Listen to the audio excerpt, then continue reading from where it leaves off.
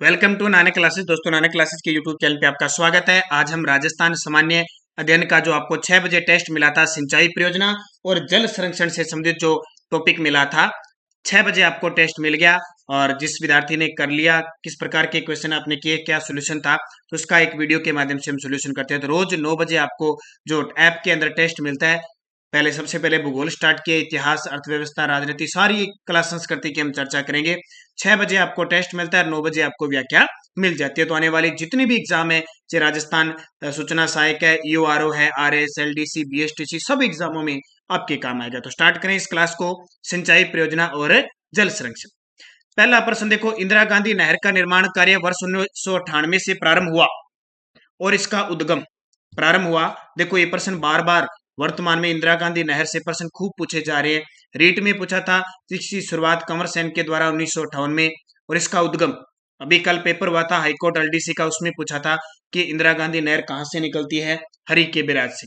तो इसका उद्गम होता है सतलुज व्यास नदी पर हरिके बांध से, हरिके बांध से यानी बैराज से।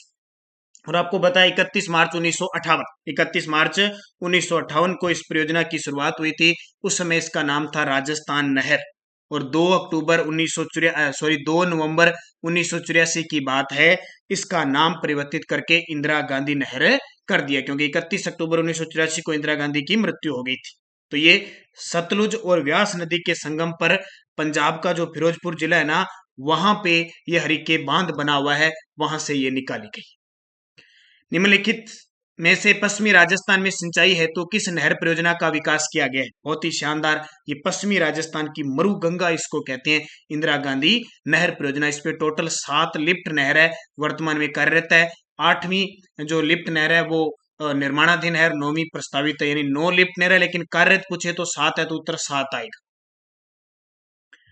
इंदिरा गांधी नहर का अंतिम छोर कौन सा है? तो इंदिरा गांधी नहर का अंतिम छोर पूछे मोहनगढ़ जैसलमेर है, लेकिन इसकी उप शाखा, इसका जो जीरो पॉइंट है वो कहां तक? वैसे जीरो पॉइंट तो मोहनगढ़ जैसलमेर है, लेकिन इसकी उप शाखा के द्वारा ये लास्ट तक जाती है, कहां पे? गडरा रोड तक जाती है, गडरा रोड तक जाती है। इसकी जो उद्गम होता है वो हरिके बैराज से हो गया। हरिके बैराज से निकलने के बाद ये 204 किलोमीटर राजस्थान फीडर के रूप में चलती है। इन 204 किलोमीटर राजस्थान फीडर का निर्माण करती है।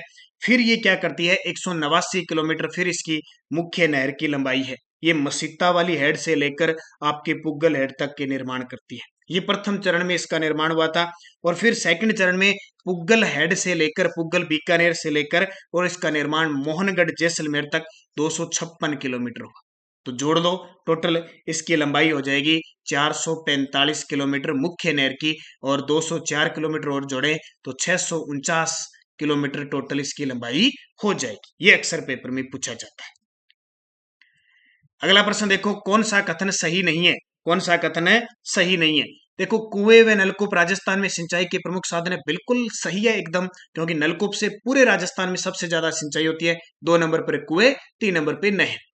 गंग नहर का निर्माण कार्य 1927 में पूर्ण हुआ। बिल्कुल, गंग नहर श्री गंगानगर में सिंचाई होती है, और 1921 में काम शुरू हुआ। विश्व की ये पहली पक्की नहर मानी जाती है।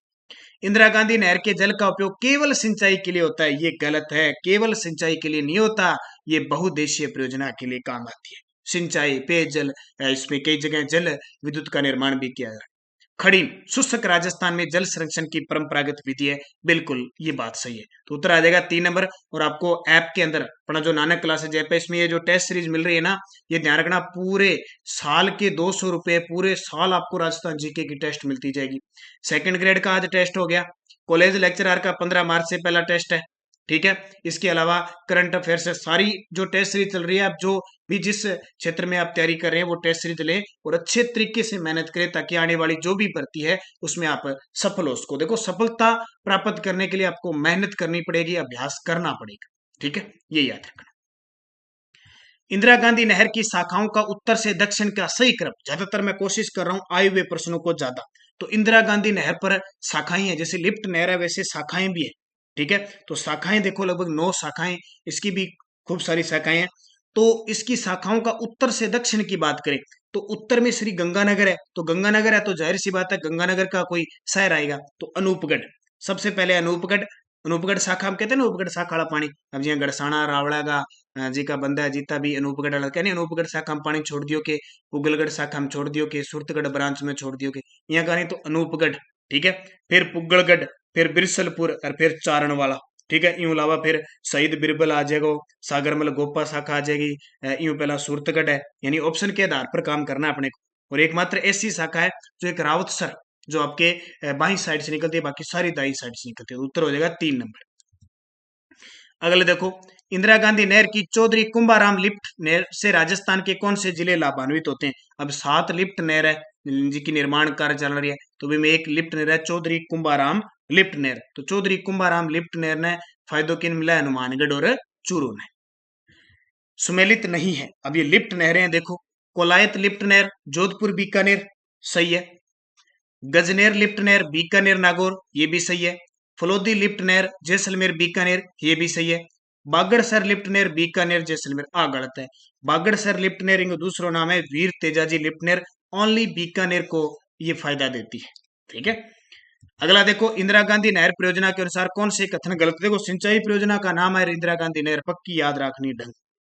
तो देखो, इस परियोजना को पहले राजस्थान नहर के रूप में जाना जाता था। बिल्कुल 1958 में इसकी शुरुआत हुई थी, 1961 में उस समय तत्कालीन हमारे उपराष्ट्रपति थे डॉक्टर राधा कृष्णन, 11 अक्टूबर 1961 को इन्होंने इसका उद्घाटन किया था। और गृह मंत्री कौन थे 1958 में जिन्होंने इसका शिलान्यास किया था? तो गृह मंत्री गोविंद वल्लभ पंत थे, ठीक है, ये भी याद रखना।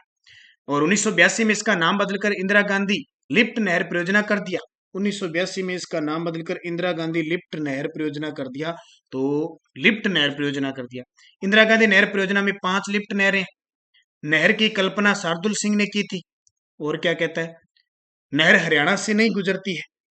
तो भाई अब ये पूछ क्या रहा है, कौन सा कथन गलत है? तो भी सारे गलत है, क्योंकि इसका नाम इंदिरा गांधी किया था 1984 में।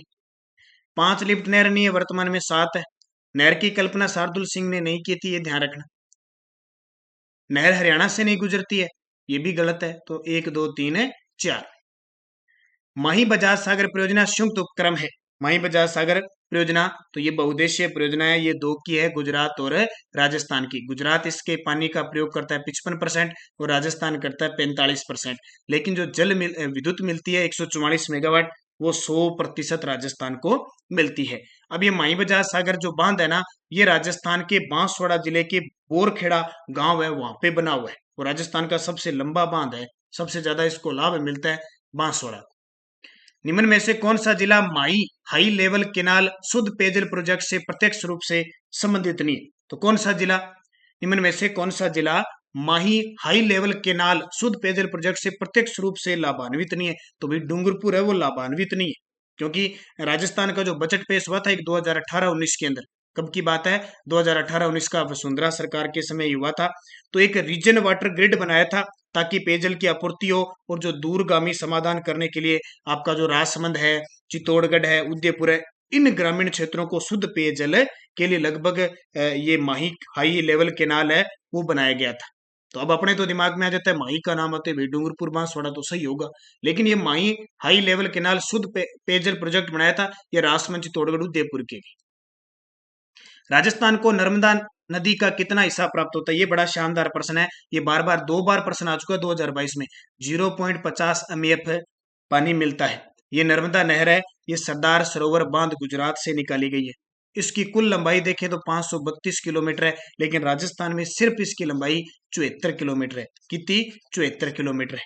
और राजस्थान में अपने अगर पूछे कि नर्मदा नहर एकमात्र ऐसी नहर परियोजना, सिंचाई परियोजना जिससे 100% सिंचाई फवारा पद्धति से होती है, स्प्रिंकलर पद्धति से होती है, बूंद बूंद सिंचाई पद्धति से होती है।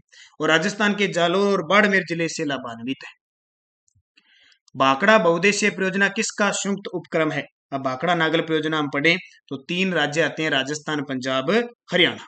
राजस्थान, पंजाब, हरियाणा अक्सर पेपर में आते हैं। अब हम कहते हैं ना ये प्रश्न सर है, भाई पेपर में जब आ जाता है ना, जो एग्जाम हॉल में बैठा होता है क्वेश्चन करता है, उसका दिमाग सटक जाता है, आए हुए प्रश्न को गलत कर देता है सिंपल प्रश्न को। तो भाखड़ा बहुउद्देशीय परियोजना किसका संयुक्त उपक्रम है?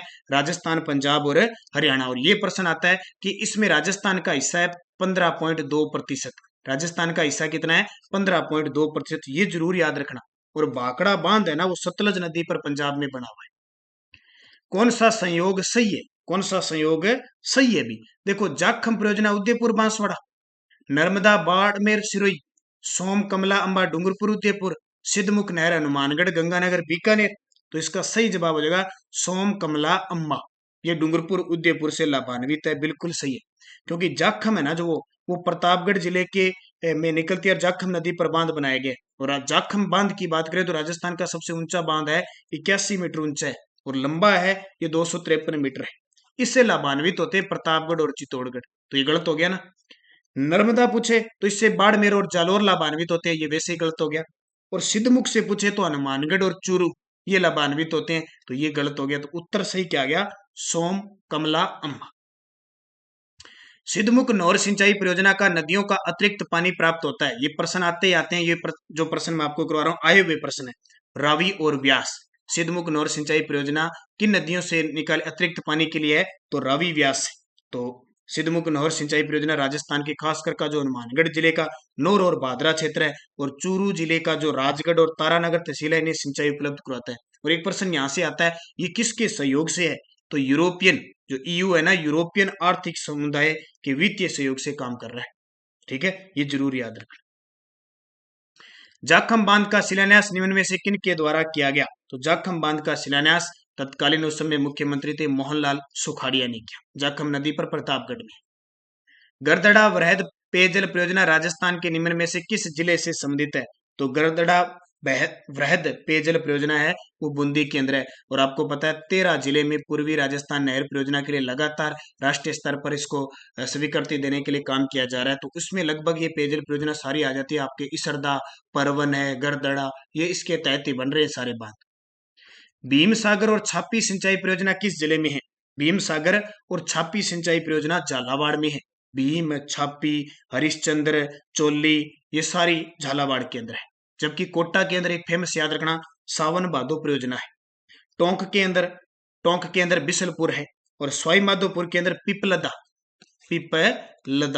पिपलदा और इंदिरा लिफ्ट सिंचाई परियोजना सवाई माधोपुर में। भीखाबाई सागवाड़ा नहर से राजस्थान का सर्वाधिक लाभान्वित जिला, भीखाबाई एक क्रांतिकारी थे, ठीक है, तो स्वतंत्रता सेनानी थे। इनके नाम पर माही नदी से एक नहर निकाली गई है, भीखाबाई सागवाड़ा नहर, जिससे लाभान्वित होता है डूंगरपुर। राजस्थान में जीवन धारा योजना का संबंध ये पिछले फर्स्ट ग्रेड में आ चुका है, SC और ST हेतु सिंचाई कुओं के निर्माण से। ठीक है, इसमें निर्माण और कुओं के निर्माण और लघु सिंचाई के हेतु 100% अनुदान दिया जाता है। और ये योजना 1996-97 से चालू है, 1996-97 से। सुमेलित कीजिए मुख्य सिंचाई परियोजना और सिंचाई सुविधाओं से लाभान्वित जिले। तो सिद्धमुख परियोजना अभी मैंने सारी चीजें बताई थी, याद रह जाएगी। सिद्धमुख का नाम आए तो हनुमानगढ़ चूरू, नर्मदा का नाम आए तो जालोर बाड़मेर, जवाई का नाम आए तो जालोर पाली जोधपुर और जाखम का नाम आए तो उदयपुर प्रतापगढ़। हालांकि जाखम परियोजना वो प्रतापगढ़ और चित्तौड़गढ़ को लाभान्वित करती है, लेकिन अब कुछ नहरों के द्वारा उदयपुर में भी ले जाया जा रहा है। तो अब अपने पास जो ऑप्शन है ना उस ऑप्शन पे काम करना है। तो इस प्रकार ये बनेगा। तो इसका उत्तर आ जाएगा 4, 1, 2, 3। फिर देखो कौन सा सिंचाई परियोजना जिला सुमेलित नहीं है, कौन सा सिंचाई परियोजना जिला है वो सुमेलित नहीं है। देखो विलास सिंचाई परियोजना 12 में है, चोली ये डूंगरपुर में नहीं है, ये झालावाड़ के अंदर है, मैंने अभी बताया था, गलत हो गया। पांचना करौली में है, 5 नदियों के संगम पर मिट्टी का बांध बना हुआ है अमेरिका के सहयोग से। गरदड़ा अभी बताया था मैंने, बूंदी के अंदर है। सुमेलित कीजिए, फिर आगे आपके सामने गागरीन, गागरोनी तोता, गागरोन दुर्ग झालावाड़, करोगी बिल्कुल। लहासी, जब भी आ जाए लहासी, विलास ये 12 में, गरदड़ा बूंदी, तकली कोटा में, क्लियर हो गया। उत्तर आ जाएगा 3, 4, 2, 1। निम्न में से कौन सी परंपरागत जल संरक्षण की विधि नहीं है। अब परंपरागत जो परंपरा पहले था, जल का अभाव रहता था, ये इस प्रकार का सिस्टम होता नहीं था, तो लोग घरों में क्या पानी इकट्ठा करने के लिए तरीके बनाते थे। तो निम्न में से कौन सी परंपरागत जल संरक्षण की विधि नहीं है। देखो नाड़ी भी है, बावड़ी भी है, टोबा भी है, ये नाली नहीं है, ये नाली तो घग्गर नदी के अपवाद क्षेत्र को कहते हैं। निम्न में से कौन सी परंपरागत जल संरक्षण की विधि नहीं है। और ये मैं जितनी भी संरक्षण विधियां करवा रहा हूं ना, अब 24 के बाद जितने भी प्रश्न आएंगे ना, ये कक्षा 11 और 12 की पुस्तक है जो राजस्थान अध्ययन वहां से ली गई है। और अपनी बाजार में पुस्तक उपलब्ध है नाना क्लासेज की 6 से 12 की पुस्तक, वो जरूर खरीद लेना जिसने नहीं ली। बहुत ही शानदार है, वन लाइनर पुस्तक है, तो जरूर लेना और अध्ययन करना उसका।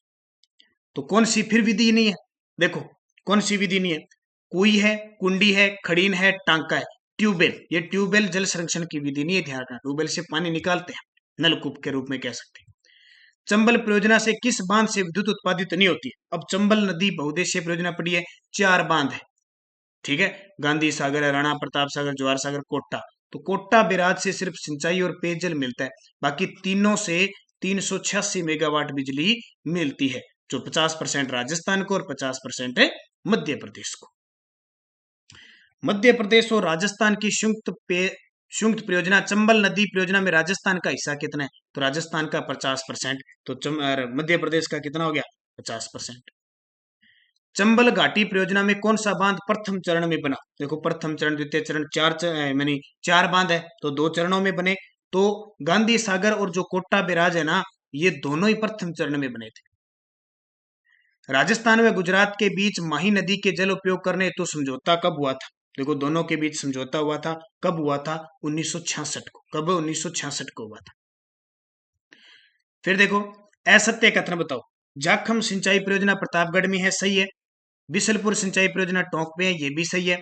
सोम कमला अम्मा सिंचाई परियोजना बांसवाड़ा में, ये गलत है, ये डूंगरपुर के अंदर है। मेजा बांध भीलवाड़ा में है, तो गलत हो गया ना। ये सारे प्रश्न मैंने कक्षा 11 और 12 की जो राजस्थान अध्ययन की पुस्तक है ना, उससे उठाए हैं और प्रश्न सीधे मिलते हैं पेपर। असंगत युगम बताइए। गोवर्धन सागर पिछोला झील में, बिल्कुल। स्वरूप सागर फतेह सागर, सही है। कुमेरिया तालाब रंग सागर, सही है।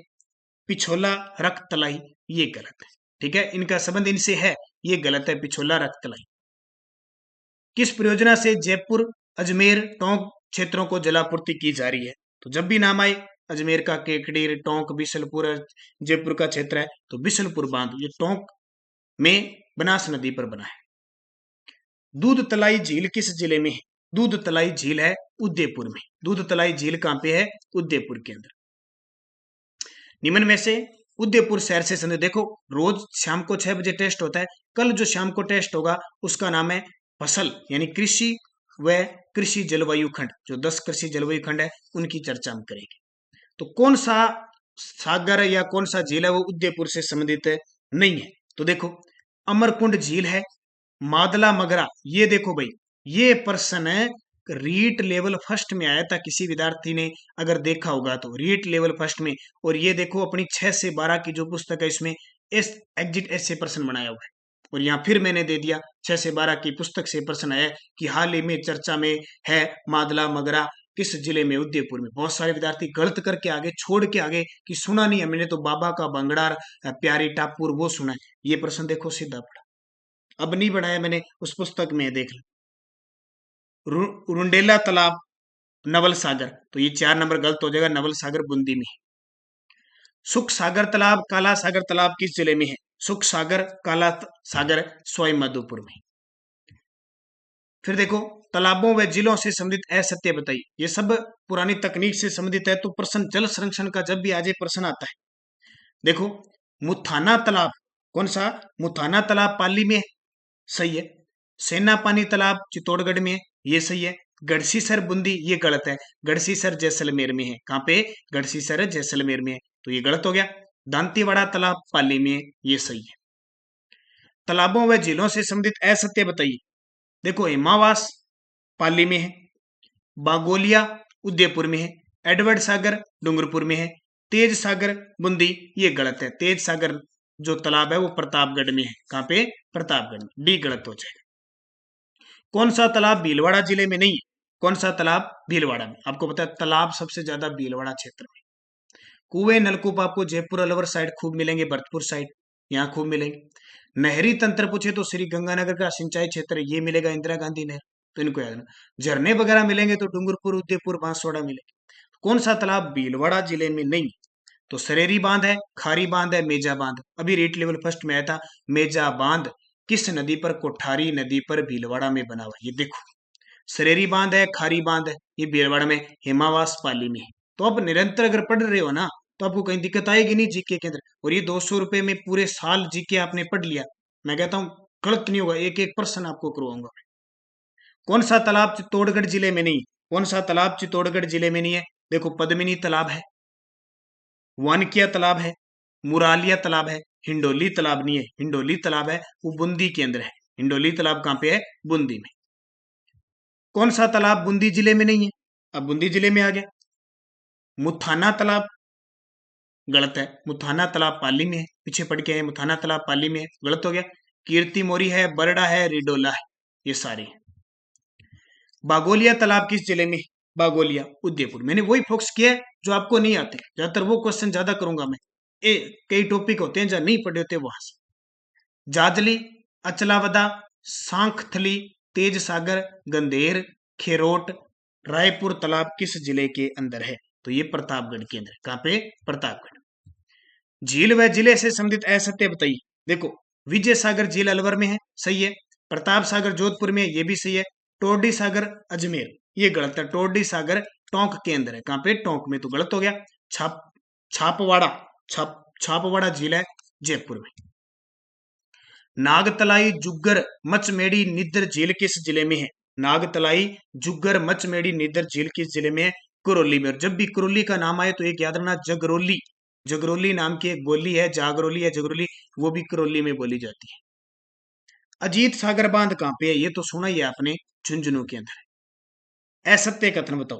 कालक सागर दौसा में है, राम सागर धौलपुर में। देखो, राम सागर, केसर बाग और वन विहार, 3 अभ्यारण्य भी है धौलपुर के अंदर।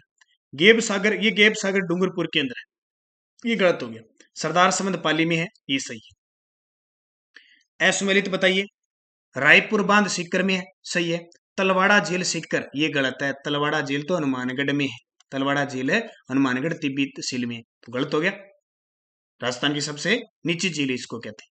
जेतापुरा, जेतपुरा भीलवाड़ा में है। मोती झील भरतपुर में, ये सही है। भरतपुर की लाइफ लाइन कहते हैं मोती झील को। सुमेलित बताइए। ये ऊपर क्या? असुमेलित। अब बताना आपको सुमेलित। देखो, तालाबशाही धौलपुर में, सही है। शिव है, शिवपुर हेड झील बीकानेर, गलत है, श्री गंगानगर में है। नवलखा सागर 12 में नहीं है, बूंदी में है। खारी बांध भीलवाड़ा में, कोटा में नहीं है, तो सुमेलित हो गया तालाबशाही। 1520 में सर्वप्रथम जोधपुर में नाड़ी का निर्माण किसने करवाया था? देखो कितना शानदार प्रश्न है। नाड़ी का निर्माण किसने करवाया था? राव जोधा ने करवाया था। अपराजित परीक्षा ग्रंथ है, उसमें बावड़ियों के कितने प्रकार बताए हैं? तो बावड़ियों के 4 प्रकार बताए। बहुत सारे विद्यार्थियों ने आज 50 में से कम नंबर आए होंगे, लेकिन आपने कम नंबर आए, आपके गलत क्या हुए उसको अध्ययन करना है। एक रजिस्टर लगा लो, जो प्रश्न आपका 50 में से गलत होता है ना, उसको लिखते जाओ। जो गलत होता है उसको लिखते जाओ, चाहे 1 लाइनर में लिखते जाओ, और फिर जब एग्जाम हो उससे पहले पढ़ के जरूर जाना। मान लो 50 में से आपके 45 सही हो गए, 5% गलत हो गए, उनको लिख लो, या आपने छोड़ दिए। 50 में से 40 सही हो गए, 10 गलत हो गए, उनको लिख लो। ये तरीका अपनाओ और मेरे साथ आप तैयारी करो, देखो कितनी जबरदस्त तैयारी होगी। निम्न में से परंपरागत जल संरक्षण विधि है, परंपरागत जल संरक्षण विधि है, तो टांका भी है, ये कुंड भी है, खड़ीन भी है, उपयुक्त सभी। तो ये आपकी 50%। एक और देख लो, वर्तमान में राजपुताना की किस परंपरागत जल संरक्षण प्रणाली को इराक में अपनाया हुआ है? तो इराक में खड़ीन को अपनाया हुआ है। किसको? खड़ीन को। तो ये थे 51%। टेस्ट आपने दे दिया, यहाँ अपनी व्याख्या मिली। हमारी एक खासियत ये रहेगी, ये राजस्थान जीके की पूरे साल जो टेस्ट मिलेगी उसकी व्याख्या आपको यहाँ पे यूट्यूब पे शाम को 9 बजे मिलती रही। और रात को 10 बजे आप करंट की क्लास देख रहे हो, देखो लगातार देख रहे हो। रात को 10 बजे क्यों देता हूँ करंट की क्लास? दिन भर आपने पढ़ रखा होता है और क्या कुछ भी करते हो, रात को एकदम करंट से फ्रेश माइंड हो जाता है और अच्छी नींद आ जाती है बाद में। और करंट करंट लग जाता है, थोड़ा सा नींद आती है तो भी वो कहते ना, जोर का झटका धीरे से लगा। 5-10 मिनट की क्लास होती है। तो बढ़ते रहिए, पढ़ते रहिए, निरंतर अध्ययन करते रहिए। धन्यवाद। जय हिंद, जय भारत।